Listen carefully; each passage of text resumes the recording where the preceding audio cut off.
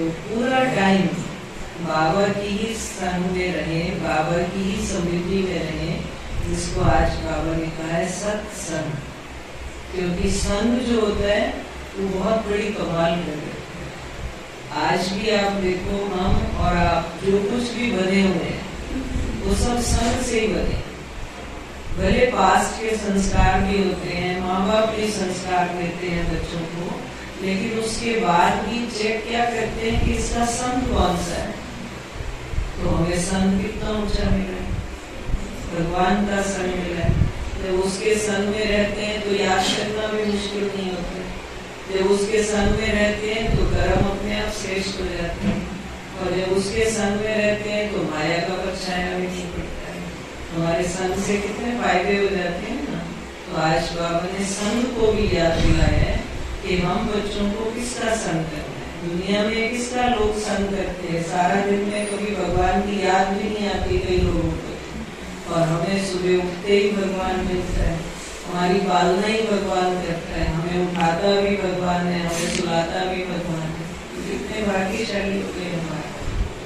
आज बाबा ने ये सब बातें याद दिलाई हैं, और साथ में एक विशेष बात, जैसे आजकल क्या होता है, मोबाइल जल्दी जल्दी डिस्चार्ज हो जाता है, तो क्या करते हैं, जल्दी जल्दी चार्ज करते हैं। ऐसे नहीं, पहले होता था सुबह लगाया, उसके बाद पूरी रात पूरा दिन चलेगा।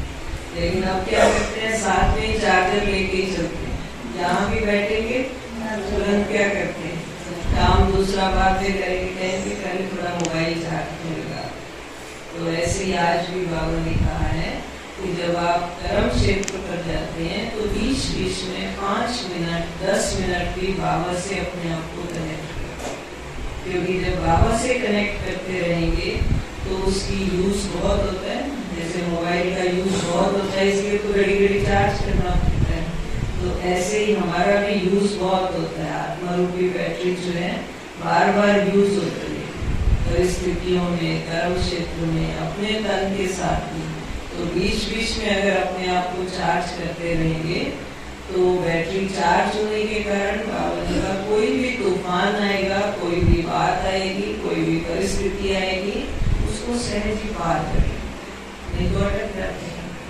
जैसे मोबाइल की डिस्चार्ज है तो कनेक्ट नहीं हो पाते, और बीच बीच में बाबा से अपने आप को कनेक्ट करते रहेंगे तो किसी भी परिस्थिति में हार नहीं होगी, हर परिस्थिति को ओवरकम करेंगे। आज की मूवी की हेडलाइन है मीठे बच्चे। बाबा आया है तुम बच्चों की महफिल। अभी तुम ज्ञान अमृत की महफिल मना रहे। क्या पिलाया जा रहा है महफिल में? ज्ञान अमृत। तुम्हारी मुसाफरी अब पूरी हुई, वापिस घर जाना। प्रश्न है आज का, अनेक प्रकार के तूफानों में याद को सहज बनाने की विधि क्या है? अनेक प्रकार के तूफानों में याद को सहज बनाने की विधि क्या है? शरीर निर्वाह करते 5-10 मिनट भी बुद्धि को शिव बाबा में लगाने की कोशिश करें। इस शरीर को भुलाते जाओ। मैं अशरीरी आत्मा हूँ, पार्ट बजाने के लिए इस शरीर में आई हूँ। अब फिर अशरीरी बन घर जाना है। ऐसे ऐसे अपने साथ बातें करो। चारों युगों में मनुष्यों के साथ बातें, और बातें करना सभी जानते हैं। कोई ऐसा जो कहे मुझे बात करनी नहीं आती किसी से, 2 मिनट में कोई कैसा भी होगा, भाषण करना नहीं आए भले, लेकिन बात करना नहीं आए ऐसा नहीं होता। बात सभी कर सकते हैं। तो अब बाबा कहते हैं किससे बात करनी है? अपने आप से, बाबा से, अंतर्मुखी हो। ऐसे ऐसे अपने साथ बातें करो। एक सत बाप के साथ बुद्धि का संग हो। दूसरे संग से अपनी संभाल करो तो याद सहज हो जाए। आज का गीत है आ गए दिल में ओम शांति। बच्चों ने गीत सुना और अर्थ भी बच्चों ने दिल में समझा होगा, समझ लिया ना सभी ने कौन आया हमारे दिल में। फिर भी बाप समझाते हैं क्योंकि अभी बाप इस महफिल में आए हुए हैं। महफिल तुम्हारी भी है और सारी दुनिया की भी है। भगवान कहते हैं मैं आता हूँ भक्तों की महफिल में तो सब भक्त ठहरे, उसमें भी फिर खास उन भक्तों की महफिल में आता हूँ जो भक्त मुझ परम पिता परमात्मा से वर्षा लेने आए। आप भक्त हैं बच्चे हैं? बाबा कहते हैं भक्त है। आज उन भक्तों की महफिल में आया हूँ जो परम पिता परमात्मा से वर्षा लेने आए। तो आप ही है ना, तो कौन हो गए थे? भक्त है। आज भक्त माना जिसकी भावना होती है। आजकल की भक्ति भले ही अंधश्रद्धा में बदल गई है, लेकिन भक्त का अर्थ है भावना वाली, ज्ञान का अर्थ है समझ वाली। तो हमारे पास भावना भी तो है ना, जब बाबा को याद करते हैं तो अपनी भावनाओं से तो करते हैं। तो बाबा ने कहा जो भक्त मुझ परम पिता परमात्मा से वर्षा लेने आए हुए हैं, जिन आत्माओं की बुद्धि में अब परम पिता परमात्मा की याद है, उन्हों की महफिल में हाजिर। महफिल में कुछ खिलाया पिलाया जाता है। बाप कहते हैं तुम बच्चों को ज्ञान अमृत की महफिल करा रहा। जो आकर बाप के बने हैं वे समझते हैं बाबा आया हुआ है हमारी इस महफिल में, फिर नंबरवार सबको वापस ले जाएंगे। खास तुम बच्चों की महफिल है और आम सबकी है। जहाँ बाप होगा वहाँ बच्चे भी होंगे। बाप कहते हैं हम भी अशरीरी हैं, तुम भी जब अशरीरी थे तो मेरे पास थे। याद दिलाते हैं 5000 वर्ष हुए, लॉन्ग लॉन्ग एगो कहते हैं ना, 5000 वर्ष से बड़ी मुसाफरी होती थी। भारतवासी बच्चे ये भूले हुए हैं कि शिव भगवान कब आए थे, उनकी जयंती मनाते रहते। कहते हैं आए थे जरूर लॉन्ग लॉन्ग एगो, परंतु कब आए थे ये कोई को पता नहीं। कोई कहेंगे लाखों वर्ष हुए, कोई क्या कहेंगे, एक्यूरेट तो कोई को पता नहीं है। इसका शिव बाबा कब आए थे ये तो बाप ही बता सकते हैं। कहते हैं बच्चे 5000 वर्ष पहले भी हम तुम बच्चों के पास इस महफिल में आया। दुनिया में शिव जयंती तो मनाते हैं, उसी दिन उनसे जाकर पूछो, क्या पूछो कि कौन सी जयंती मना रहे हो, कितने वर्ष हो गए। हमें तो पता है ना एक्यूरेट इस वर्ष कौन सी जयंती मनाई, 87 में। तो लेकिन दुनिया वालों को नहीं पता। गांधी की जयंती मनाएंगे तो झट बता देंगे इतने वर्ष हुए। शिव का कोई बता न सके, परंतु तुम बच्चे जानते हो शिव को तो बहुत समय हुआ है जबकि आया था। वह तो कुछ भी जानते नहीं। कहते हैं जन्म मरण रहित है, नाम रूप से न्यारा है। अरे नाम रूप से न्यारा है तो फिर जयंती किसकी मनाते? जिसका न नाम है न रूप है तो किसकी जयंती मना रहे? जरूर भारत में ही आया था तब तो जयंती मनाते हैं ना। फिर नाम रूप से न्यारा कैसे कहते हो? याद करते हो, परंतु वह कब आया था? जरूर भक्ति का समय जब पूरा हो तब भगवान को घर बैठे आना पड़े। भगवान किस रूप में आते हैं ये कोई भी नहीं जानते। बड़ा चतुराई से कोई से पूछना है और फिर पहले पूछना है। पूछता कौन है? जिसको मालूम होता है। अगर किसी को मालूम ही नहीं तो पूछेगा थोड़ी। तो बाबा कहते हैं पहले पूछना है फिर उनको समझाना है, क्योंकि वो तो जवाब दे नहीं सकेंगे। और फिर समझाना है भगवान तो है निराकार, तुम उनकी पूजा करते हो, कहते हो हे परमात्मा हे भगवान। उनको कोई देवता नहीं कहेंगे, देवताएं हैं ब्रह्मा विष्णु शंकर। पुत्रों पर भी समझाना पड़े। तो शिव के मंदिर में जाएंगे तो उनसे पूछेंगे ये कब आए थे, कैसे आए। निराकारी दुनिया से तो सब आते हैं। परम पिता परमात्मा को पतित पावन कहते हैं, तो क्या किया, पतित को पावन कैसे बनाया? जरूर साकार में आकर मुख से समझाया होगा, कोई शिक्षा दी होगी। ऐसे ही तो कोई कह ना सके। जरूर मनुष्य तन में ही आएंगे, कोई बैल के तन में तो नहीं आएंगे ना। बैल पे तो सवारी नहीं करेंगे। अगर बैल के तन में आए तो किसको समझाए? बैलों को ही समझाएगा, फिर तो मनुष्य कैसे समझेंगे? बैल की भाषा आप समझ सकते हैं।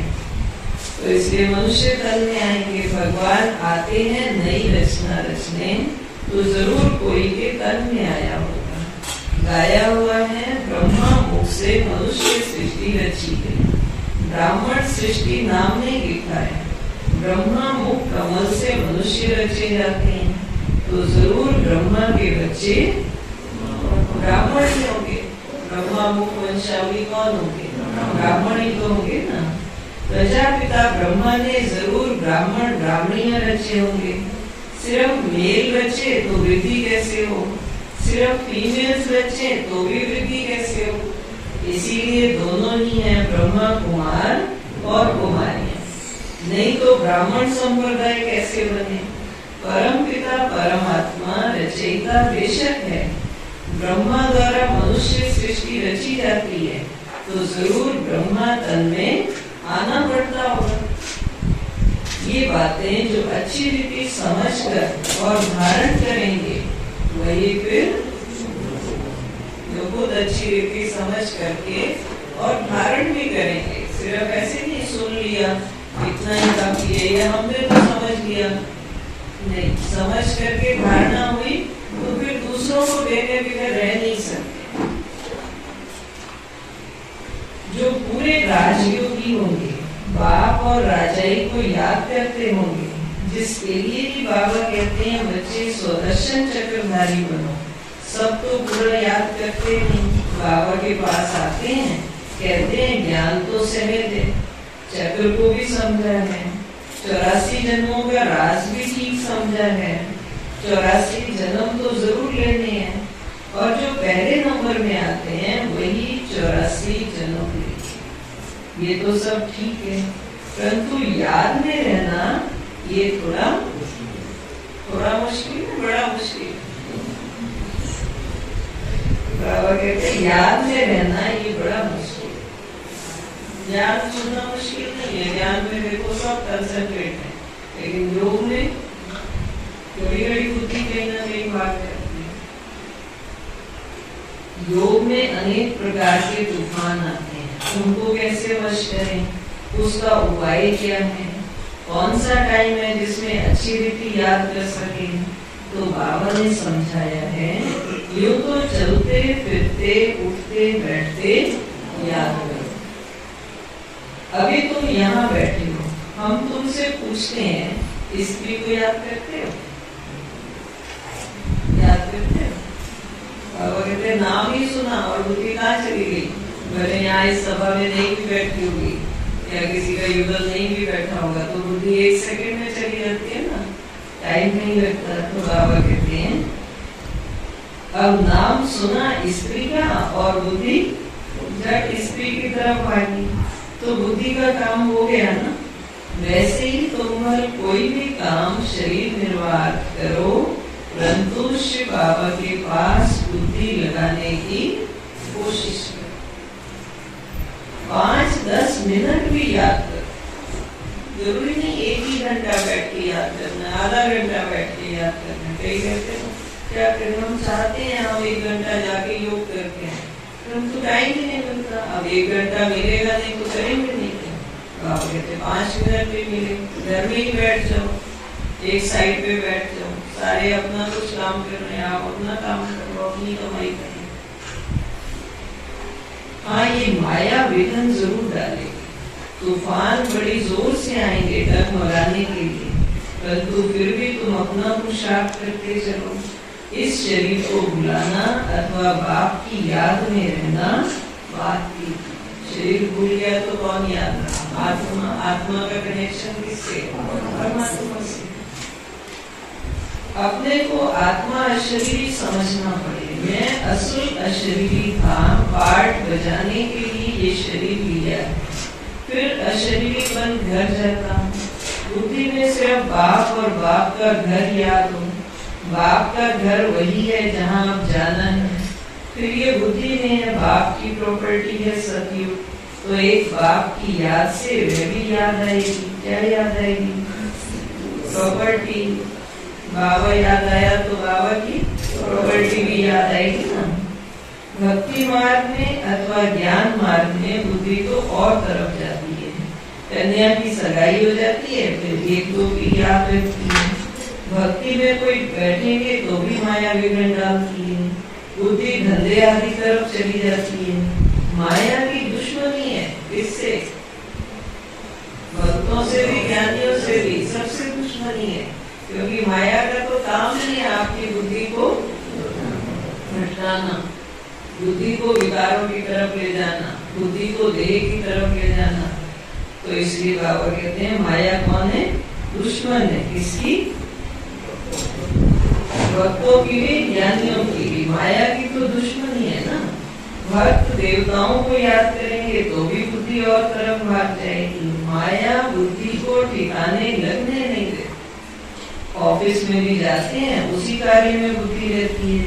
इम्तिहान पास किया तब ये काम करना होता है, उसमें बुद्धि लग जाती है।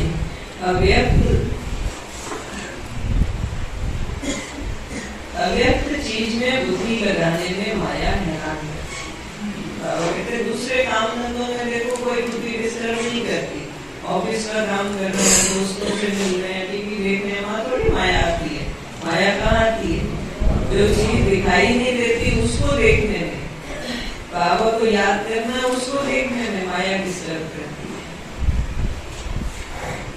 भक्तों को भी बड़ी मुश्किल से साक्षात्कार होता है। जब बहुत तीव्र भक्ति करते हैं तब आप खुश होते हैं। अभी तो भक्ति की बात ही नहीं है, अभी तो है नॉलेज। वास्तव में भक्ति भी करनी चाहिए। एक अव्यभिचारी भक्ति हो तो साक्षात्कार भी हो। आजकल तो व्यभिचारी बन गई है, सबको याद करते रहते हैं, तो बाबा साक्षात्कार भी नहीं कराते। अब एक को याद किया, एक का साक्षात्कार कराने के लिए बाबा भी तैयार हुआ, फिर दूसरे की शुरू कर दी। अब दूसरे का कराने के लिए तैयार हुआ तो तीसरे की करनी शुरू कर दी। जब बुद्धि अपनी भटक रही है तो बाबा कहते हैं इसलिए साक्षात्कार भी नहीं होता। आजकल तो व्यभिचारी करते हैं, सबको याद करते रहते हैं, तो बाबा साक्षात्कार भी नहीं कराते। एक में पूरा निश्चय हो, अगर एक में पूरा निश्चय हो तो बाबा साक्षात्कार भी कराए। तो बाप समझाते हैं मुझ एक को याद करो। मुख से कुछ भी कहना नहीं, तुम स्त्री को याद करते हो, कुछ मुख से कहना पड़ता है क्या? ख्याल आया और बुद्धि भाग जाती है। ये बेहद का बाप तो सदा सुख देने वाला है। तो अब तुम्हारी सगाई कराते हैं उस परम पिता परमात्मा से, तो उसको याद करने का प्रयत्न करो। माया तो तूफान लाएगी, सारी दुनिया दुश्मन बनेगी। याद रखना। क्या याद रखना है? सारी दुनिया दुश्मन बन जाएगी। बहुत विघ्न खाएंगे, अत्याचार करेंगे, लेकिन बाबा का हाथ नहीं छोड़ना। बाबा ने कहा परंतु बाप को नहीं भूलना। जितना बाप को याद करेंगे उतना विकर्म विनाश होंगे। ऐसे तो बहुत मनुष्य होते हैं जो सारा दिन भगवान का नाम भी नहीं लेते। बहुत खराब संग होता है, इसलिए कहा जाता है संग तारे संग होए।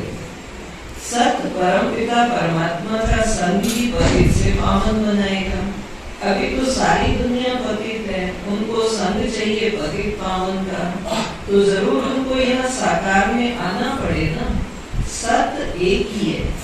अब तुम सत्य की महफिल में बैठे, जानते हो हम आत्माओं का संग अब परम पिता परमात्मा के साथ है। बाप कहते हैं मेरी याद से ही तुम्हारे विकर्म विनाश होंगे। अच्छा संग होगा तो मुरली सुनेंगे। बुद्धि योग एक बाप के साथ लगा रहेगा तो ऐसा संग, बुद्धि योग बाबा के साथ रहे, ज्ञान रत्नों को सुनते रहे, श्रवण करते रहे तो बाबा का ऐसा संग तारेगा, अर्थात पावन बनाएगा। पावन बनने बगैर उनके पास कोई जा नहीं सकता। बाप खुद ही सिखलाते हैं, मेरे साथ कैसे योग लगाऊं। पढ़ाने के लिए खुद आकर सन्मुख होते हैं। बुद्धि का योग और सन तोड़ एक सन जोड़ना है, तब विकर्म विनाश होंगे और कोई उपाय है नहीं। पावन दुनिया में स्वर्ग, वहाँ के सुख अपार है। ऐसे नहीं वहाँ भी दुख है, दैत्य है, वहाँ दुख का नाम निशान नहीं होता। हाँ, सतयुग में, पावन दुनिया में। सो भी 21 जन्मों के लिए बाप तो यहाँ आकर पढ़ाते हैं। भगवानों वाची, हम तुमको राजाओं का राजा बनाने सहज राजयोग सिखाता हूँ। मनुष्यों की बुद्धि में तो श्री कृष्ण का ही चित्र आ जाता है, तुम्हारी बुद्धि में है हमको पढ़ाने वाला शिव बाबा है। जो ज्ञान का सागर है वही तुम बच्चों को नॉलेज दे रहे हैं। ये स्वदर्शन चक्रधारी त्रिकालदर्शी बनना। त्रिकालदर्शी माना तीनों कालों को जानना, सृष्टि के आदि मध्य अंत को और तीनों लोगों को जानना। मूल वतन, सूक्ष्म वतन, स्थूल वतन को भी तुम जानते हो। तुम्हारे में भी नंबरवार पुरुषार्थ अनुसार जानते हैं। बाकी इसमें कोई तकलीफ है नहीं, शरीर निर्वाह भी करना है। ऐसे नहीं कहा जाता कि कन्या को भी शरीर निर्वाह माथा मारना है, कन्या को पति के पास रहना है, शरीर निर्वाह पति को करना है। अब कन्याओं को भी अपने पैर पर खड़ा रहना चाहिए, क्योंकि आजकल तो ऐसी कई बार सिचुएशन ही ऐसी हो जाती है। तो बाबा कहते कन्याओं को भी अपने पैर पर खड़ा होना है। एक कहानी है ना, एक कन्या ने बाप को कहा मैं अपने नसीब का खाती। बाप ने क्या किया, उसको निकाल दिया, अपने नसीब का खाओ। और अंत में रिजल्ट क्या हुई, बाप को भी एहसास हो गया कि सचमुच ही अपने नसीब का खाते। क्योंकि जब उसके बाद सब खाली हो गया तो उसको समझ में आया कि मेरे नसीब का नहीं, मैं सब अपने नसीब का ही खाते। तो तुम कन्याएं भी अपना पुरुषार्थ कर रही हो। जितना पढ़ेंगे, श्रीमत पर चलेंगे तो 21 जन्म राज्य करेंगे। कन्याओं का काम है पढ़ना और ससुर घर जाना। तुमको भी विष्णुपुरी स्वर्ग में भेजा जाता है। जितना पढ़ेंगे उतना ऊंच पद पाएंगे। वह तो ऐसे ही करके कहानी सुनाते हैं। सच्ची सच्ची बात, अपने अपने नसीब की भी सच्ची सच्ची बात यहाँ की है। जो जितना पुरुषार्थ करेगा, जैसा करेगा उतना ही पाएगा, वैसा ही पाएगा। बाप खुद बैठ उनका रहस्य सुनाते हैं। तुम सब कन्याएं, अदर कन्या भी अपना जीवन बना रही है। बाप ऐसे कर्म सिखलाते हैं जो कभी दुखी व विधवा नहीं होना पड़े। कोई बिरला ही ऐसी ऊंची तकदीर बनाते हैं। कोई तो बनाते बनाते फिर आश्चर्यवत भागंती हो। ऐसे बाप को भी फाड़ करके दे देते हैं, डाइवोर्स दे देते हैं। क्योंकि शिव बाबा बाप भी है तो पतियों का पति भी है। ऐसे बाप को बच्चे फाड़ती दे देते हैं, तकदीर को लकीर लगा देते हैं। सजनी है तो भी डाइवोर्स देने से कौड़ी तुल्य बनती है। ये भी गाया हुआ है, आश्चर्यवत डाइवोर्स देवंती पार्वती देवंती। आते हैं, ज्ञान सुनते हैं, मुरली सुनते हैं, बाबा का बनते हैं, सर्विस भी करते हैं, अपना कुछ समर्पण भी कर देते हैं। और उसके बाद अचानक ही इसलिए बाबा कहते हो हम आया पार्वती देवंती, सबको पार्वती दिला देती है। जिस बाप से 21 जन्म का राज्य भाग्य मिलता है उसको ही पार्वती दे देते हैं। कोई तो आकर बाप का बनेंगे, कोई फिर महामूर्ख भी बनेंगे, जो पार्वती भी देंगे, डाइवोर्स भी देंगे। चलन से ही मालूम पड़ जाता है। विकार में जाते रहते, फिर छिप छिप कर बैठ जाते, फिर लिख भेजते हैं बाबा भूल हो गई क्षमा करो। अब 100 गुना दंड तो चढ़ गया, वह कैसे कैंसिल हो सकता है? हाँ, सच बताने से, फिर भी सच बताया, फिर से पुरुषार्थ करना शुरू किया तो बाबा कहते फिर भी आधा माफ हो गया। इसलिए बाबा कहते छिपकर कभी विकार में नहीं जाता, ना फैमिलियरिटी में आता। फैमिलियरिटी माना नाम रूप में फंसना, किसी व्यक्ति विशेष का नाम, किसी व्यक्ति विशेष का रूप, किसी व्यक्ति विशेष की विशेषताएं अच्छी लगना, बार बार उसकी तरफ मन बुद्धि का जाना, ये है फैमिलियरिटी। क्रोध भी बहुत भारी भूत है, बहुतों को दुख देते हैं। बाप को 5 विकारों का दान दे, फिर वापस लिया तो पद नष्ट हो जाएगा। अच्छा, मीठे मीठे सिक्के लगे बच्चों प्रति माता पिता बाप दादा का याद प्यार और गुड मॉर्निंग। रूहानी बाप की रूहानी बच्चों को नमस्ते।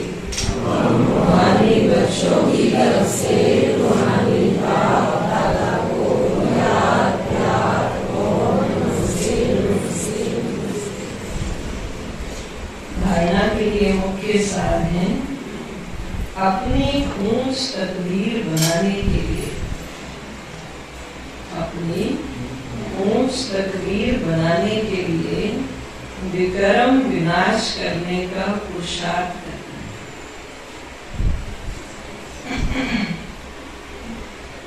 पढ़ाई पर पूरा ध्यान देना,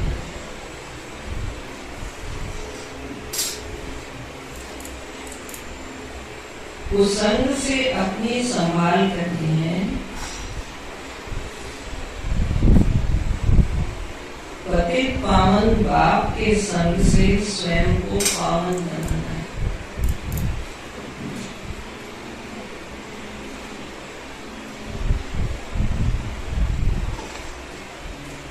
आज का वरदान है स्वदर्शन चक्रधारी बन।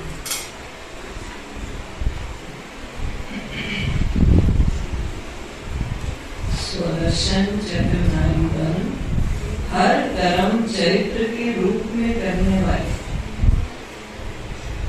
माया जीत सफलता मूर्त। स्वदर्शन चक्रधारी बन, हर कर्म चरित्र के रूप में करने वाले, माया जीत सफलता मूर्त। जैसे बाप के हर कर्म चरित्र के रूप में गाए जाते, ऐसे आपके भी हर कर्म चरित्र के समान।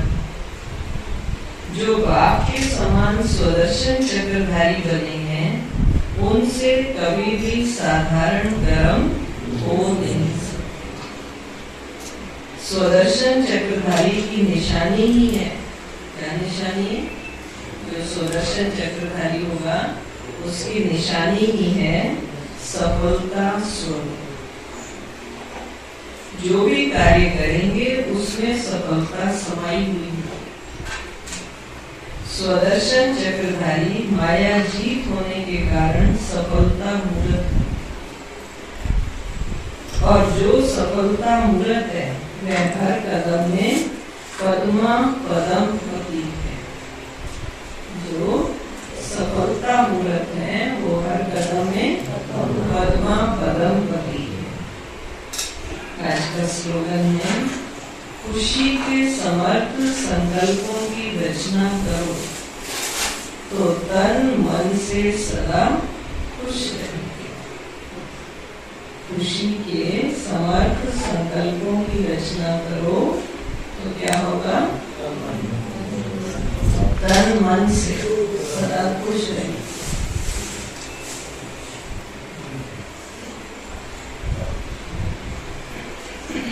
तो आज क्या याद रखेंगे? संत की संभाल करनी है, बीच बीच में समय निकालकर 5-10 मिनट भी अशरीरी बनने का अभ्यास करना है और अपने आप से बातें करनी है। हाँ, बाबा ने जो पढ़ाया है उसको समझकर धारण कर फिर औरों को भी